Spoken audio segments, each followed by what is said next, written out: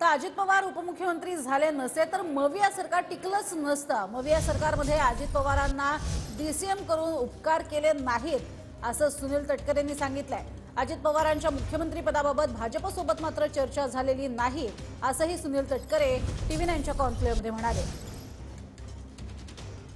दादांना मुख्यमंत्री पदाचा शब्द देण्यात आला होता, कारण जेव्हा दादा उपमुख्यमंत्री झाले त्यानंतर दादांच्या मुख्यमंत्री पदाचे पोस्टर लागले होते।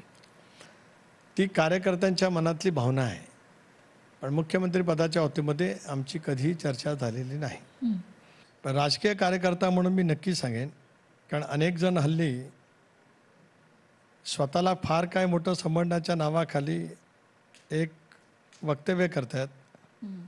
त्याच्यामध्ये अजितदादांना उपमुख्यमंत्री केले चूक झाली असं ते म्हणतायत। मी आज आपल्या मार्फत ठामपणाने सांगतोय की अजितदादांना मुख्यमंत्रीपद दिलं मेहरबानी नव्हती। अजितदादा उपमुख्यमंत्री झाले नसते तर महाविकास आघाडीचं सरकार 8 दिवस सुद्धा टिकलं नसतं।